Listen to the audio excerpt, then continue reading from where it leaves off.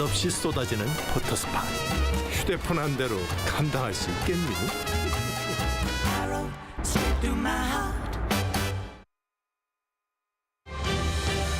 Coming up on Arirang News. The desperately awaited vital aid convoy is expected to enter the blockaded Gaza Strip this Saturday after being delayed for at least a day. Amid the ongoing Israel-Hamas conflict, U.S. President Joe Biden vows to send an urgent budget request to Congress to support Israel as well as Ukraine. North Korean leader Kim Jong-un says that he wants to establish a stable and future-oriented relationship with Russia. This as he met with Russian Foreign Minister Sergei Lavrov in Pyongyang, with the two vowing to faithfully carry out the agreements made during the Kim-Putin summit. In light of Hanbok Day tomorrow, we take a listen to stories of those who work to spread the beauty of the Korean traditional outfit and its 2,000-year-old heritage around the world.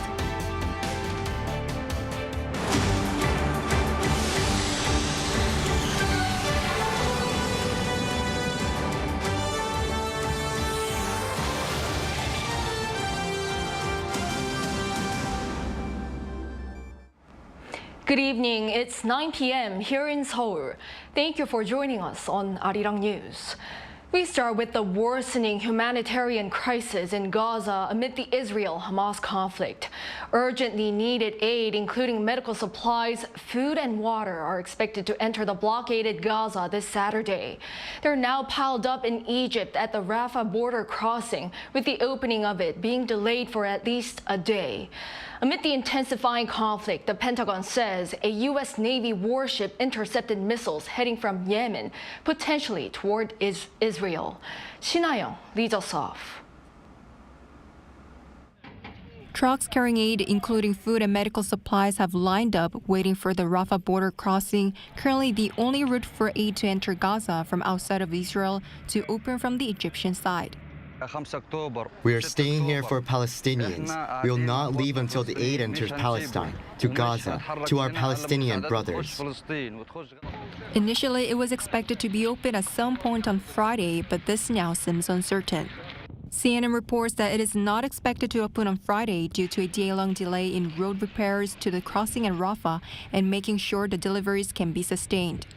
It added, citing U.S. officials, that there are expectations that the first convoy of aid will arrive this weekend, possibly by Saturday. More than 150 trucks with food, water, and fuel are waiting at the border crossing. Meanwhile, fears grow that the fighting between Israel and Hamas could escalate into a wider geopolitical conflict. The Pentagon said on Thursday local time that a U.S. Navy ship in the Red Sea shot down 3 land attack cruise missiles, as well as several drones that had been launched from Yemen. According to the Pentagon spokesperson, the missile and drones were fired by Iranian-backed Houthi militants in Yemen, potentially towards targets in Israel. Information about these engagements is still being processed. We cannot say for certain what these missiles and drones were targeting, but they were launched from Yemen, heading north along the Red Sea, potentially towards targets in Israel. Israeli Defense Minister Yoav Gallant alluded to a ground assault in the near future.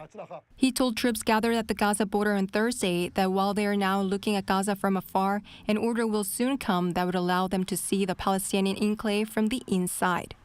Since the Hamas militant attack on Israel on October 7th, the number of deaths has reportedly surpassed over 5,000.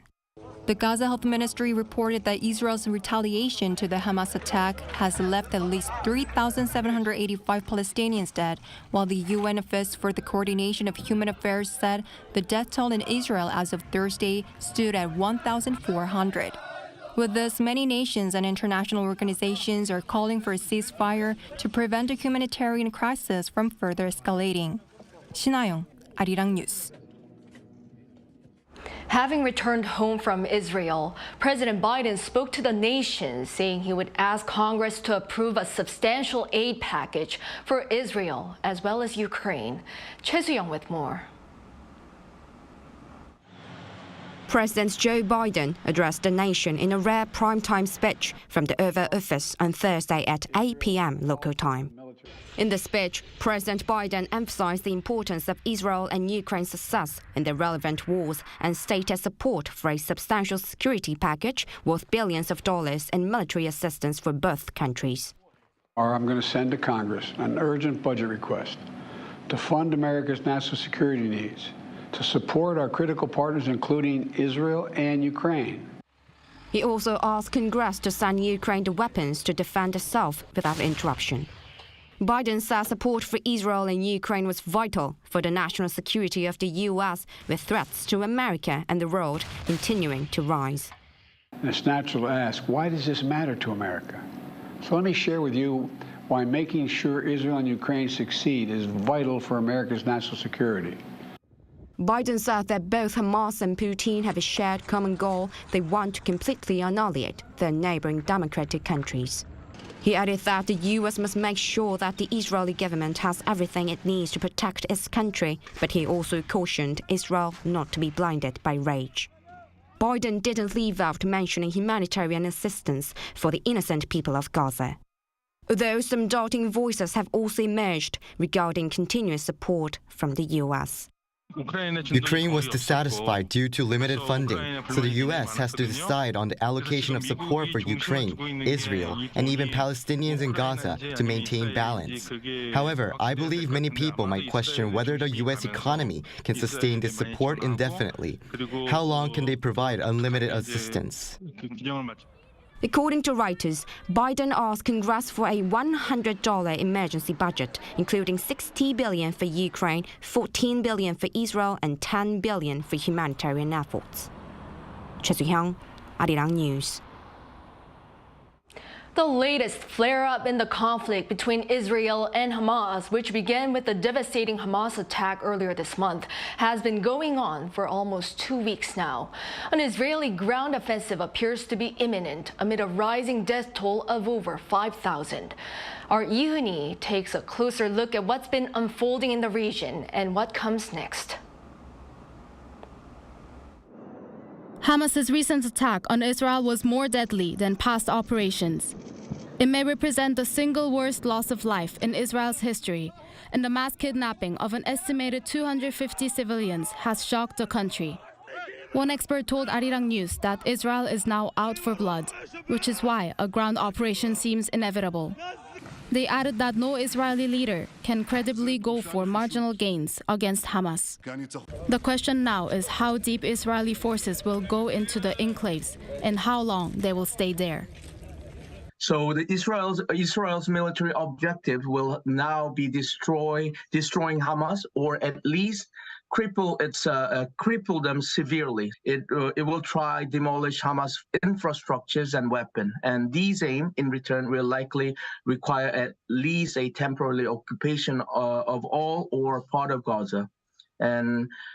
But the Hamas is simply to entrench it in too many places to be rooted out with bombs and raid alone. So it will be the war that will last it for quite a while.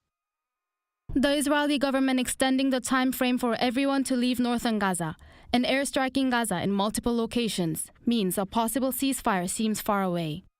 Israeli troops have been gathering around Gaza in preparation for a ground invasion, which seems to be just a matter of time. Experts say there may be some national markets affected by the conflict, but it is not expected to have a broader global impact. But if the conflict expands, there will be bigger concerns. That is exactly the area that Israeli militaries are doing their military operation now. So a southern part of Gaza, such as Rafah and Khan Yunis, are now not being attacked by Israeli forces. That's why Joe Biden just come to Israel to have four-party talk, which was the Abbas administration from West Bank and Jordan, Israel, and United States. So the political purpose behind this is to marginalize Hamas Palestinian group in Gaza. The same expert added that the key factor will be Israel's strike strategy. If Israeli army army stay a little bit longer and occupy Gaza for a longer period of time, then there will be a possibility of civilian casualty happen. And if those kind of things happen, then it will create a raise and resentment around the Arab nation. It might give the excuses for the other political entities such as who has animosity against Israel. Israel attacking Gaza is not entirely unprecedented. However, this multi-pronged operation through land, air, and sea is prospected to be different ever since Hamas seized power in 2007. Ian Hee, Arirang News.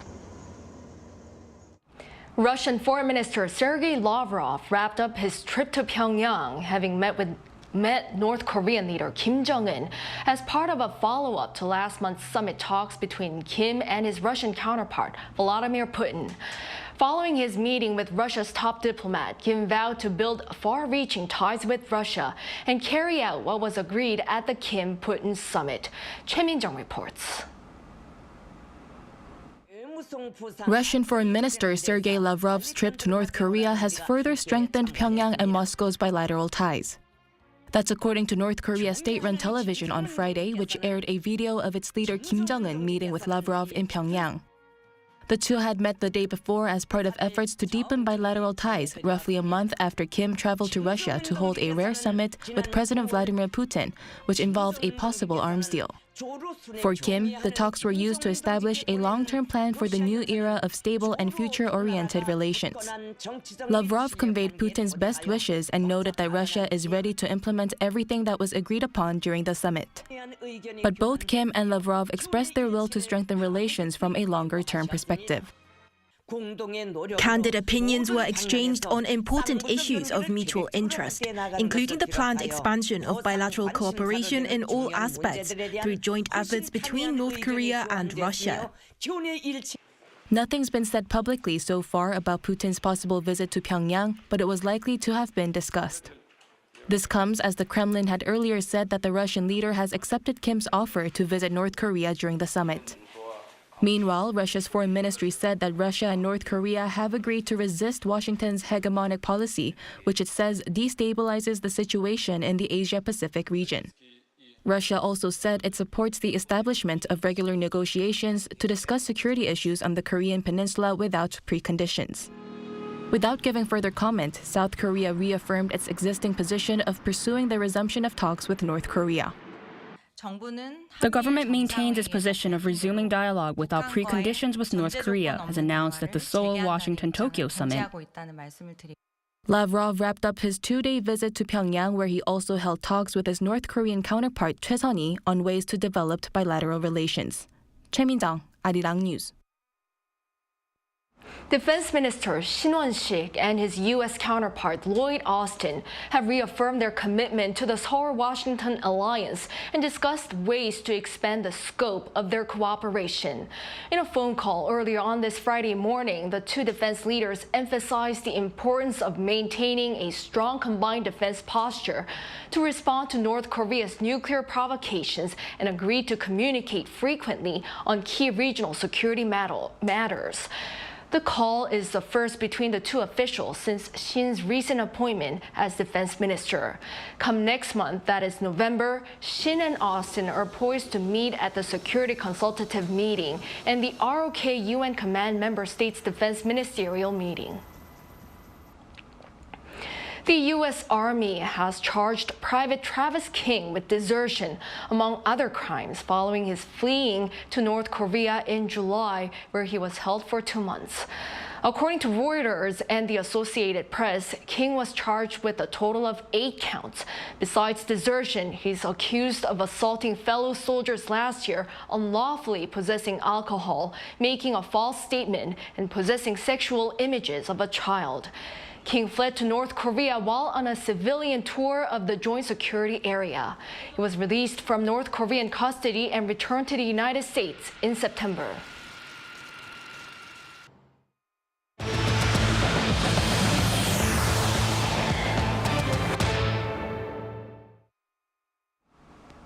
U.S. Federal Reserve Chairman Jerome Powell believes American inflation remains high and that his committee is, quote, proceeding carefully on making decisions about the extent of additional policy amid the range of uncertainties.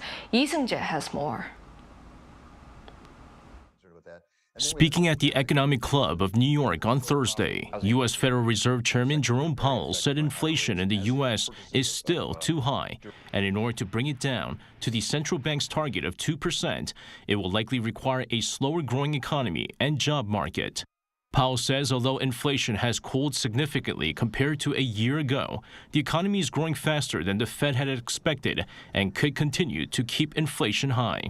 According to the U.S. Fed chair, in order to reach the target inflation of 2%, it will likely require a period of below-trend growth and some further softening in labor market conditions. Still, Powell refrained from commenting on the central bank pushing for higher interest rates to further ease inflation, instead saying that he and the policymakers will continue to analyze data to make their decisions. Given the uncertainties and risks, and given how far we've come, the committee is proceeding carefully.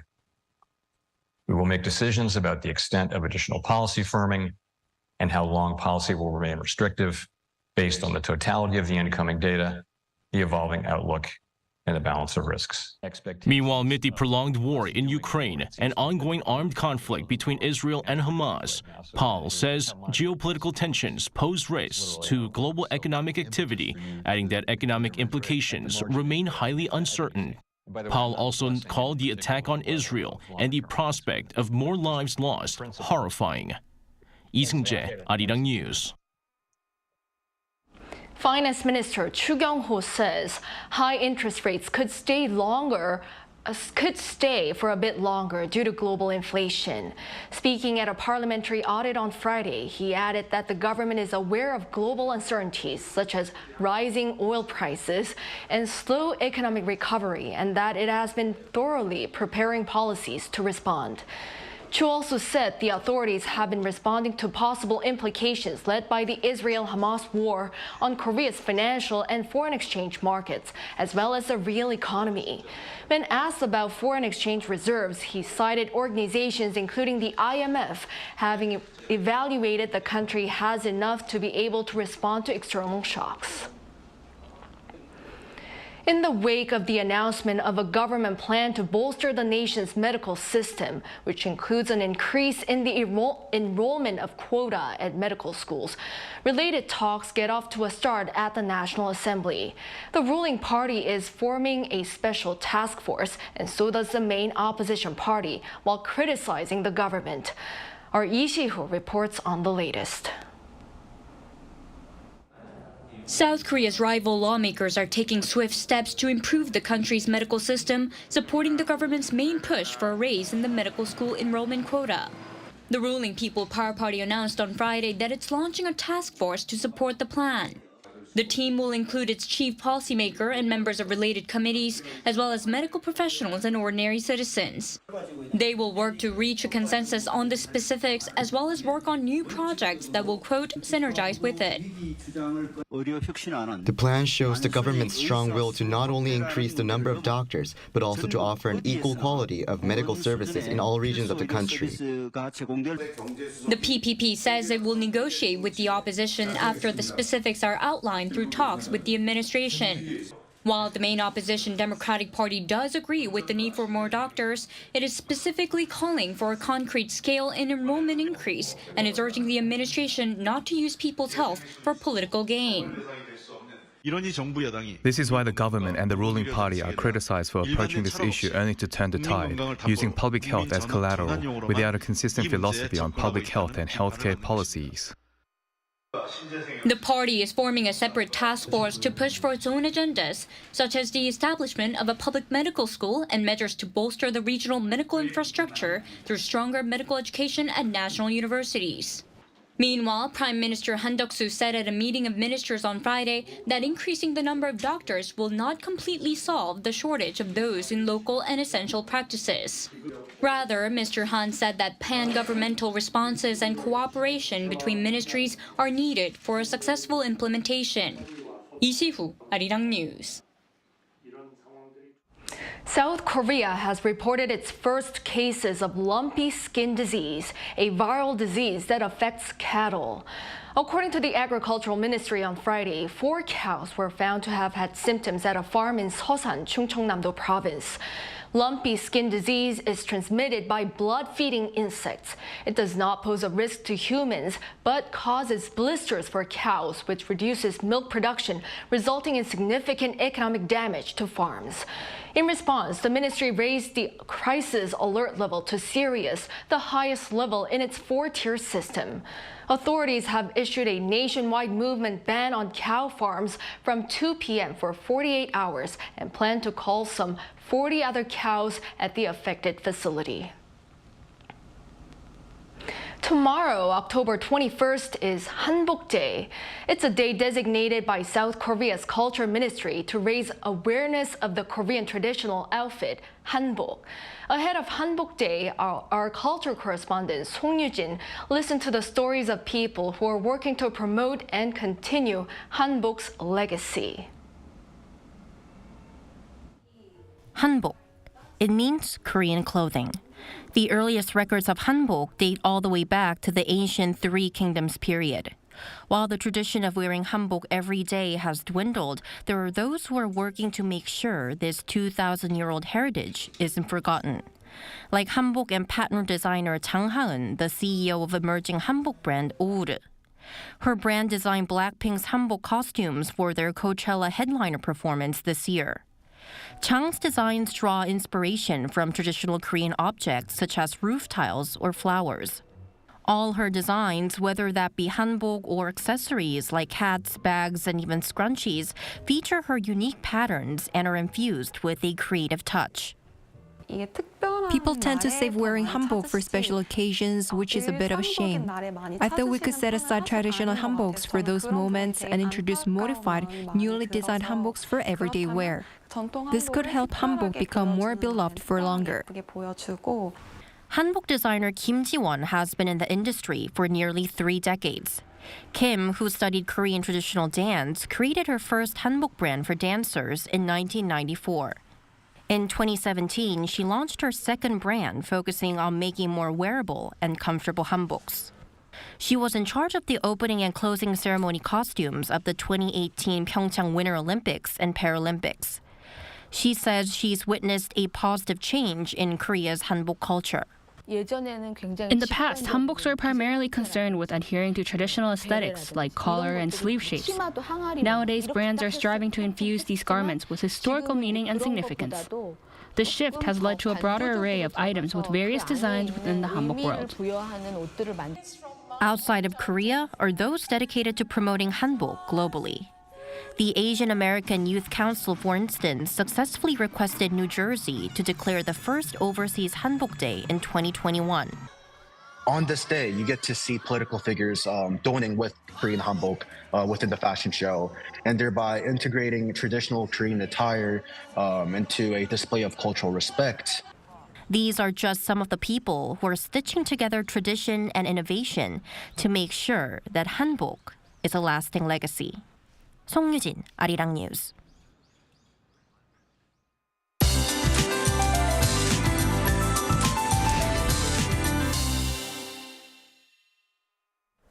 Tomorrow is forecast to be the coldest morning of the season so far.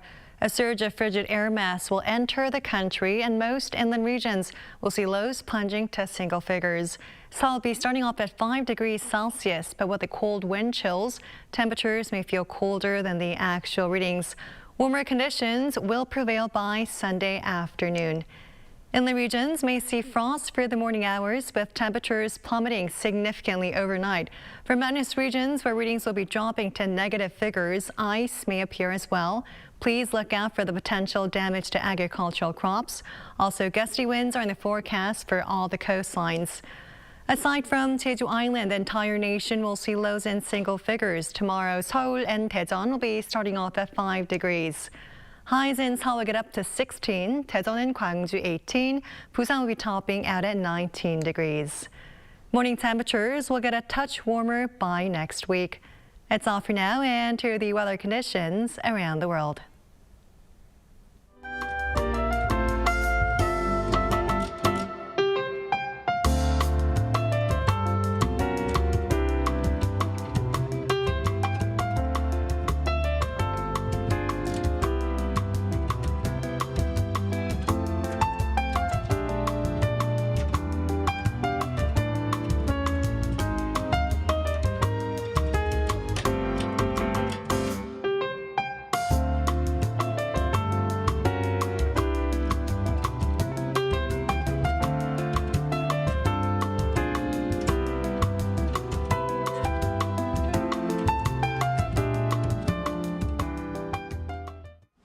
Well, that is all for this Friday night newscast. Thank you for watching.